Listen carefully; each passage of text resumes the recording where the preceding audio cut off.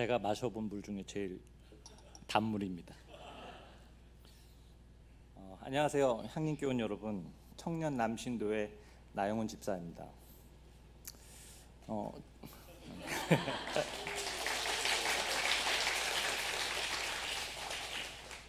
제가 이번 주에 하늘 뜻 펴기 평신도 설교를 맡았다고 하니까 두 가지 반응을 보여주셨습니다. 한 가지는 아까 말씀하신 대로 부담 갖지 말고 편하게 해, 평신도니까, 이런 의견이 있었고요. 또 다른 하나는 이참에 엉망진창으로 만들어서 평신도 설교의 대를 끊어라. 네. 어떻게 할까요?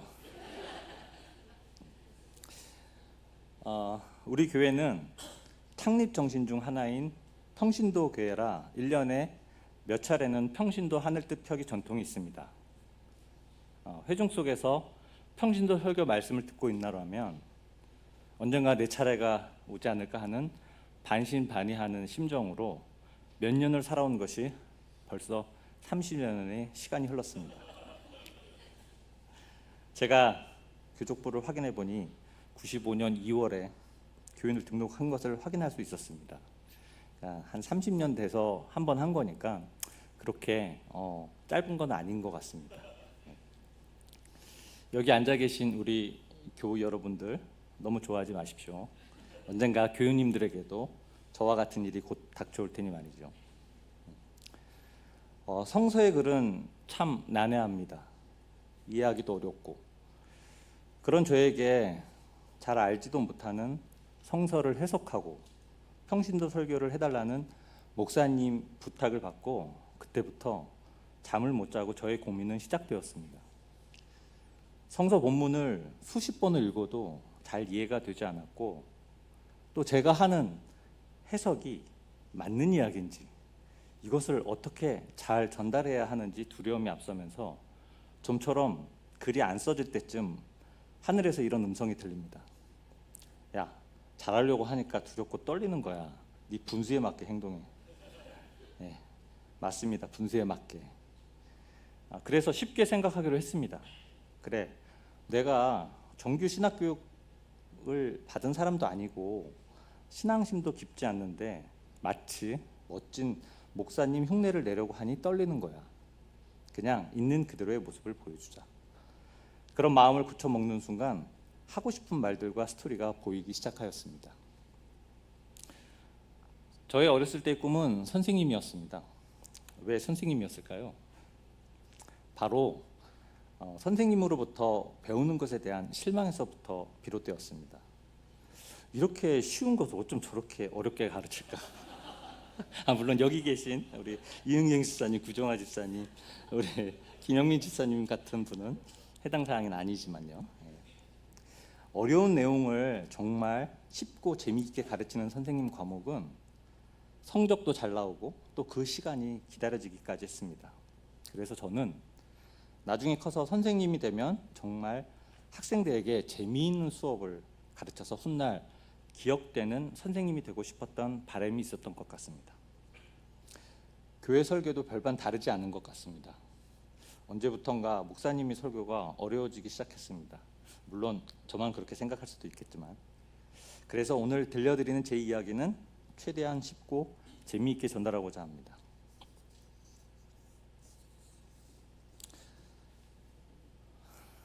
다들 아시죠? 매트릭스라고 25년 전에 유명한 영화인데요. 이 영화를 보신 분 손 한번 들어봐 주실까요? 절반이 손을 안 들으셨는데요. 안 보신 분들을 위해서 간단히 설명을 드리자면, 인간들은 매트릭스라는 AI 프로그램에 의해 일생을 살아가고 인간들이 인지하는 현실은 실제가 아닙니다. 프로그램 내에서 인간의 뇌는 인공지능에 의해 제어되고 사람의 몸에서 열과 전기를 뽑아내어 기계의 에너지원으로 사용됩니다. 마치 인간 배터리 같은 거죠.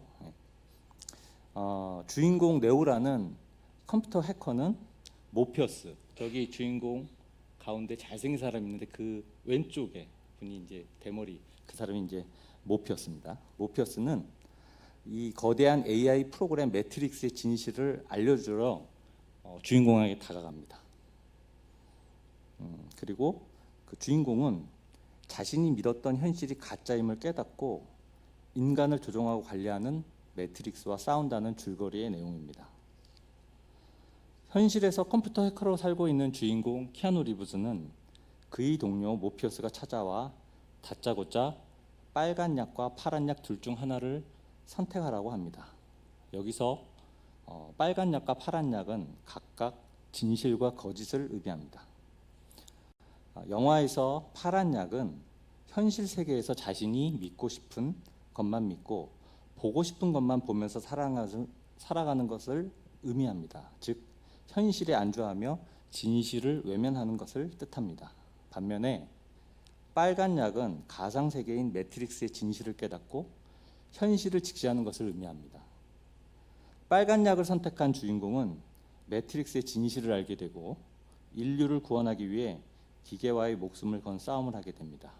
이처럼 영화 매트릭스에서 빨간 약과 파란 약은 선택의 중요성을 강조하며 우리가 진실을 추구하고 현실을 직시하며 살아가야 한다는 중요한 메시지를 전달하고 있습니다. 저도 영화 속의 모피어스가 되어보려고 합니다. 여기 준비된 파란 설교지와 빨간 설교지가 있는데요. 한림교훈 여러분들의 선택을 드리고자 합니다. 파란색을 선택할까요? 빨간색을 선택을 할까요? 손들어 주십시오. 자, 파란색. 두 분. 빨간색. 예. 감사합니다. 그럴 줄 알고 준비했습니다. 자, 이제 우리 교회 여러분 받아들일 준비가 되셨겠죠? 네.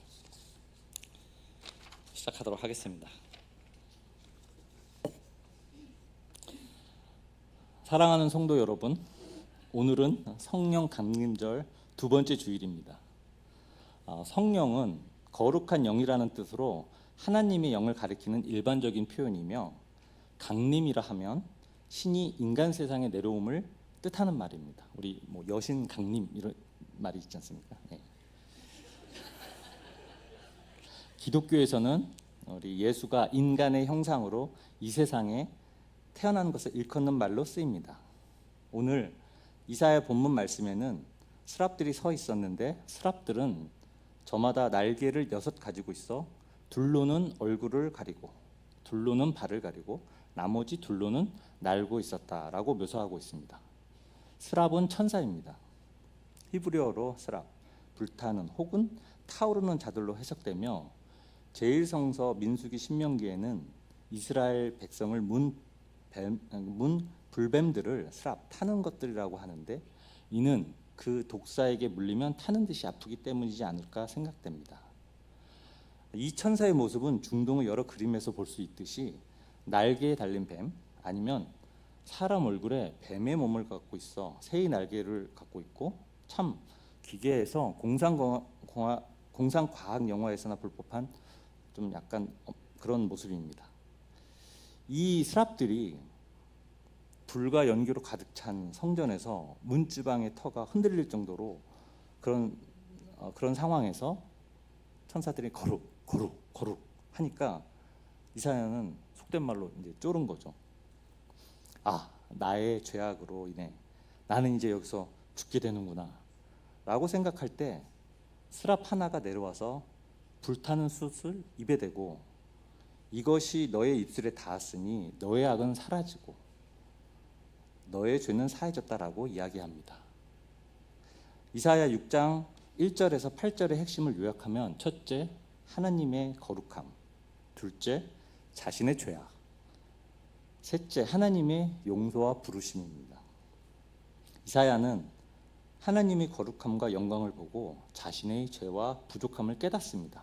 그리고 하나님께서는 이사야에게 내가 누구를 보내며 누가 우리를 위하여 가겠느냐라고 물으셨을 때 이사야는 제가 여기 있습니다.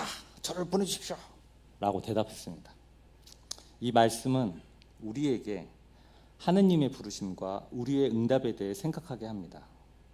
우리는 하나님의 부르심에 응답하여 우리의 삶을 하느님께 드리는 것이 중요합니다. 우리 향림교인분들은 하느님의 부르심에 언제든 응답할 준비가 되어 있으신지요? 로마서 8장 13절은 유명한 성서 구절입니다.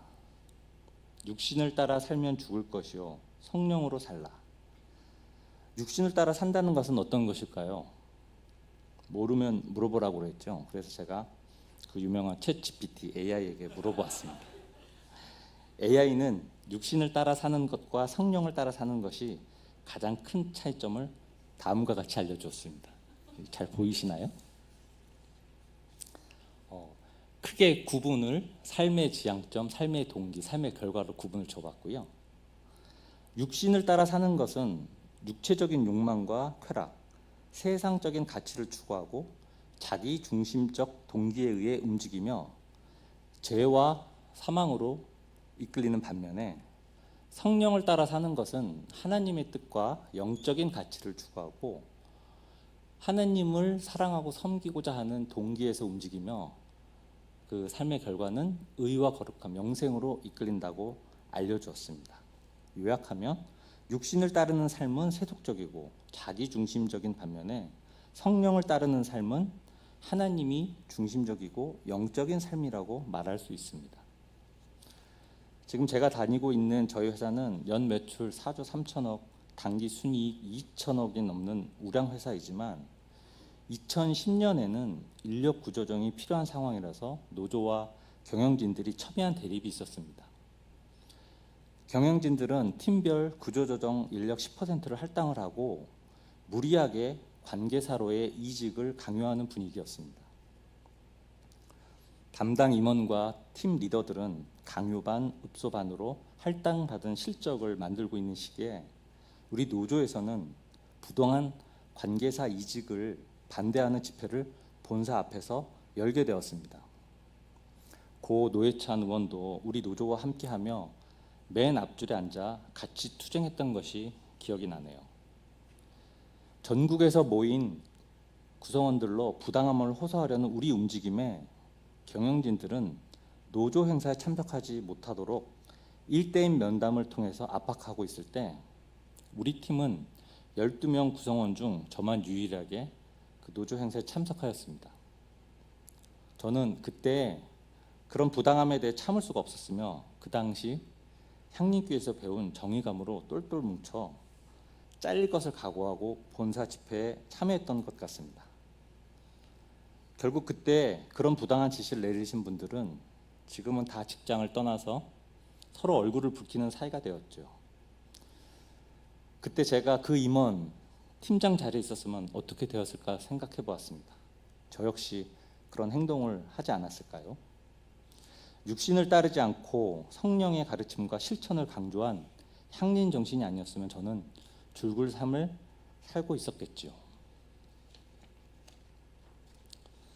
영생이란 무엇입니까? 영생, 영원한 생명. 제 나이 또래들의 가슴을 설레게 했던 은하철도 999입니다. 1981년 10월 매주 주일날 아침 8시 MBC에서 방영했던 일본 SF 만화 영화입니다. 서기 2221년 부자들은 기계인간으로 될 수 있었고 돈 없는 가난한 사람은 환경오염이 된 지하세계에서 살고 있었을 때 주인공 철이, 저기 맨 앞에 있는 꼬마 모자를 쓴 꼬마 어린이가 이제 철인데요. 주인공 철이 엄마는 생전에 돈이 없어서 철이에게 기계 몸을 사주지 못한 것이 한이 되어 죽어가면서 철이에게 이런 유언을 남기게 됩니다. 철아, 넌 꼭 기계인간이 되어서 엄마 아빠가 누리지 못한 영원한 생명을 얻어야 해. 꼬마 철이는 영생을 얻기 위해 은하철도 999에 승차해서 우여곡절 끝에 영원한 생명을 준다는 안드로메다 별에 도착하는데요. 거기서 사람의 삶이 아닌 로봇으로서의 영원한 삶을 보고는 충격을 받고 영생을 포기하고 인간으로 다시 살아간다는 내용입니다. 기존 기득권과 안정적인 울타리 안에서의 삶에서 영원한 생명을 살려고 아둥바둥하고 있는 우리 기독교인들이 그런 기계와 같은 삶을 살고 있지는 않을까요? 사진은 박종철 열사의 어머니 고 정차순 여사님이십니다. 얼마 전에 하늘 부르심을 받으셨는데요. 박종철 열사의 죽음은 87년 6월 항쟁의 중요한 도화선으로 작용하여 민주화 운동의 촉매제 역할을 했습니다. 그런 아들을 둔 정차순 여사님은 박종철 열사의 선후배들 수배 생활 뒷바라지까지 하시면서 이 땅의 민주화 전성에 뛰어들으셨고, 전태일 열사 어머니 이소선 여사님, 이한열 열사 어머니 배은신 여사님, 그리고 여러 민주 열사 가족들과 함께 하셨다고 합니다. 40년 가까이 사시면서 막내 아들 박종철 이름 석자를 입에 담지 않으셨다고 하는데요. 마지막 하늘길 가시는 길은 평생 소원이신 막내 아들을 찾아간다는 마음으로 평온해 하셨다고 합니다. 영원한 생명은 바로 이런 것이 아닐까 생각됩니다. 오늘 읽은 요한복음 3장 말씀은 예수께서 니고데모에게 거듭남에 대해 가르치는 내용을 담고 있습니다. 니고데모는 누구입니까? 그는 바리새인으로 율법을 엄격히 지키며 예수님의 활동에 반대했던 유복한 유대인으로 추측됩니다. 니고데모는 유대인의 지도자 최고 통치 기구인 공회, 일종의 하급 법원의 일원이었습니다. 각 도시에는 이처럼 공회가 있었는데요.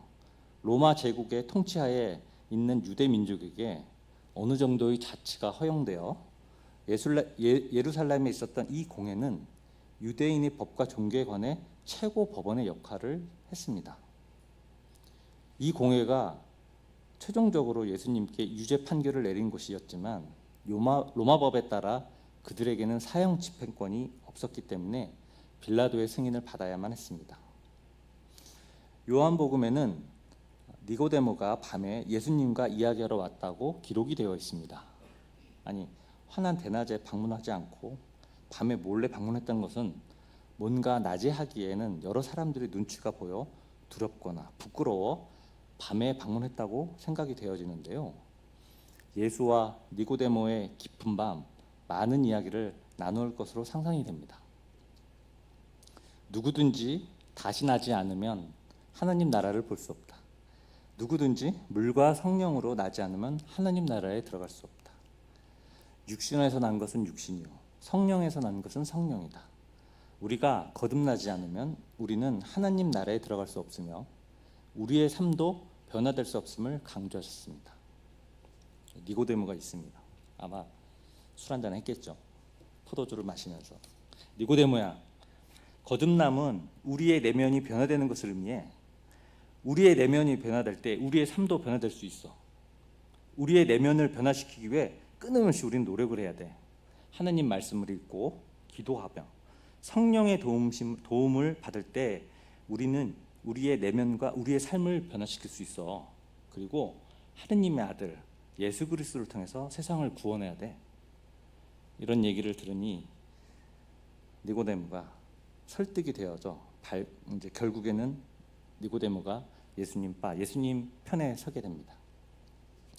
그렇게 변신한 니고데모는 예수님을 체포하라고 보낸 성전 경비원들이 허탕치고 돌아오자 그 허탕치고 돌아온 경비병들을 호통치고 있는 바리새인들에게, 야, 너희들 개인적으로 예수님의 말씀을 듣기 전까지 그분을 죄 있다고 단정지어서는 안 돼 하고 변호를 대신 해주고, 십자가에 못 박혀 돌아가실 때에는 제자 요셉과 함께 장례를 치러줍니다.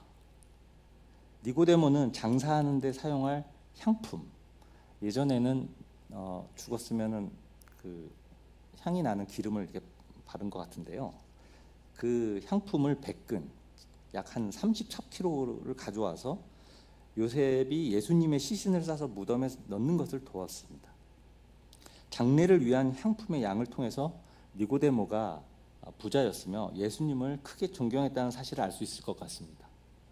그 이후 성서의 기록에는 없지만 갖고 있는 재산을 다 예수님의 가르침을 앞장서서 전파하는 일에 사용하며 예수님의 일진 제자가 되지 않았을까 생각이 됩니다. 사진은 총무원장 진우 스님과 그 옆, 요즘 잘 나가는 핫한 개그맨 윤성호 씨입니다. 윤성호 씨는 머리를 빡빡 밀고 개그 프로에서 일진 스님이라는 법명으로 스님 역할을 하면서 불교를 희화화하는 역할로 나오기 시작합니다. 여기서 일진이라는 것은 하루하루 나아간다는 일, 나아갈 진에서 일진이고 학교에서 싸움 잘하고 잘 나가는 일진의 중의적인 표현입니다. 그런 그가 이번에는 조계종 오심 스님으로부터 진짜 뉴진 스님, 뉴가 새로운, 진 나아갈 진. 진짜로 이거 조계종 그 오심 스님한테 받은 법명이라고 합니다. 이 정식 법명을 받고 불교를 전도하는 데 앞장서고 있습니다. 참고로 뉴진스는 방탄소년단 소속 기획사가 키운 유명한 한국 걸그룹의 이름입니다. 우리 뉴진스님의 관련 동영상을 함께 보시죠. 부처님 오신 날을 앞두고 열린 연등 행사 공연에 승복을 입은 개그맨이 등장했습니다. 요즘 불교계에선 이렇게 젊은 층에 친숙하게 다가가기 위한 변신을 꾀하고 있는데요. 김광현 기자가 이 내용 전하겠습니다.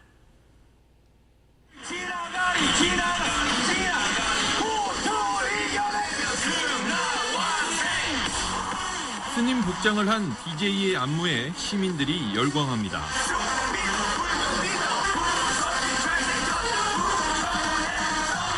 진짜 스님은 아니지만 뉴진 스님으로 활동 중인 개그맨 윤성호 씨의 DJ인 공연. 마치 콘서트장을 방불케 하는데 부처님 오신 날을 앞두고 어젯밤 서울 도심에서 펼쳐진 연등 행사의 피날레 무대입니다. 수천 명의 시민들이 함께 합장한 자세로 춤을 추며 관세음 보살을 외치는 진풍경도 벌어집니다. 불교 행사가 이런 식으로 좀 유쾌한 행사인지 몰랐는데 좀 많은 층이 즐길 수 있어서 좋은 것 같아요. It's great. We're having so much fun. And I don't know, it's just fun. 1600년 역사의 전등사를 무대로 예능 프로그램 나는 솔로를 패러디한 나는 절로도 젊은 층에 다가가겠다는 불교계의 파격 가운데 하나입니다. 스님들이 직접 커플 매니저로 나서며 템플 스테이에 재미를 더해 호응을 얻고 있습니다. 너무 경건하고 너무 무겁고 뭐 이런 쪽 측면으로 보는 젊은이들이 많거든요. 그래서 그거를 젊은 사람들이 좀 더 가깝게 이렇게 느껴지게 하기 위해서 말레이시아 불교계와 정치권에선 뉴진 스님의 공연이 불경스럽다며 비판 여론도 등장했습니다. 현지의 한 클럽 공연 모습이 퍼진 뒤 말레이시아 입국을 막아달라는 요청이 나왔고 오는 21일로 예정됐던 공연은 취소됐습니다. 대중에 좀 더 다가가겠다는 불교계의 다양한 시도, 어떤 변화로 나아갈지 주목됩니다. SBS 김광현입니다. 교우님들이 보시기에 어떠셨는지요? 좀 불경스러웠나요? 아까 부처 핸섬 이렇게 부처님이 핸섬 잘생겼다라는 게 그 락 공연에 가보면 이제 손을 들어가면 우주 핸섬 뭐 이런 얘기가 나오는데 거기서 나오는 말로 부처 핸섬이라는 표현이고 번민과 고통이 많은 중생들에게 이 또한 지나가리 극락왕생 전하고자 하는 메시지가 간단하고 재미있기도 하며 명확합니다. 불교가 변하고 있습니다. 우리 기독교는 과연 어떻습니까? 우리 기독교인들도 변해야 합니다. 살아남기 위해서라도 변해야 합니다. 우리 향림교인들은 시대에 발맞춰 변할 준비가 되었는지요? 끝으로 이 자리를 올라온 계기 삼아 교인들에게 두 가지의 부탁을 말씀을 드리고자 합니다.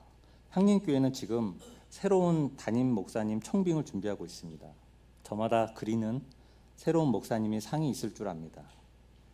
교인들의 아픔을 들어주시고 기도로 함께 위로해 주시는 목사님, 고통받는 이웃과 함께 사회적 불에 맞서 싸우고 연대하는 일에 적극적인 목사님, 남북의 화해와 평화 통일을 위해 현장에서 자주 볼 수 있는 목사님, 젠더 감수성도 예민하셔서 성평등과 성차별적인 것에 목소리를 높이시는 목사님, 우리 아이들을 항상 먼저 배려하고 사랑하고 미래를 고민하는 목사님, 나이는 젊지만 그가 가진 신앙의 깊이는 은퇴 목사 수준인 목사님, 설교를 잘 재미있게 귀에 쏙쏙 들어오게 하셔서 자연스럽게 우리로 하여금 하나님 나라를 앞당기는 데 내몰게 하시는 목사님.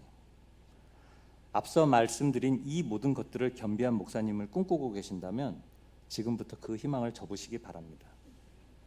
목사님도 인간이기에 부족한 면이 있으실 겁니다. 나의 잣대, 나의 성향으로만 목사님을 선택하지 말고 향림 공동체 관점에서 봐주시기를 부탁드립니다. 조금 하나 부족하더라도 우리가 믿고 세운 청빙위원들의 선택을 존중해서 새롭게 오실 분을 기쁘게 한 마음으로 받아주셨으면 합니다. 마지막 부탁의 말씀을 드립니다. 저에게는 소망이 있습니다. 제가 어렸을 때부터 존경하고 사랑하는 분들이 계십니다. 지금은 여러 사정으로 우리 교회를 떠나신 장로님들과 한자리에 모여서 그동안 살아왔던 이야기를 나누는 것입니다. 김선영 장로님, 이충원 장로님, 추광태 장로님, 이태환 장로님, 신복희 장로님, 이동수 장로님, 이현우 장로님, 이런 분들과 다시 만나기를 희망합니다. 우리 향림교회를 너무 사랑하셨던 분들은 언젠가 우리 새로운 이곳 성전에서 다 같이 모여 지난 아픔들을 다시 화해하고 서로 얼싸안았으면 하는 바람입니다. 향림교회 여러분, 그날이 빨리 오기를 다 같이 기도해 주실 거죠? 이제 제 이야기를 마칠까 합니다. 고백할 게 하나 있는데요. 사실 이 파란색과 빨간색 설교문은 하나였습니다. 긴 시간 저희 이야기를 잘 들어주셔서 감사드리며 침묵으로 기도드리겠습니다.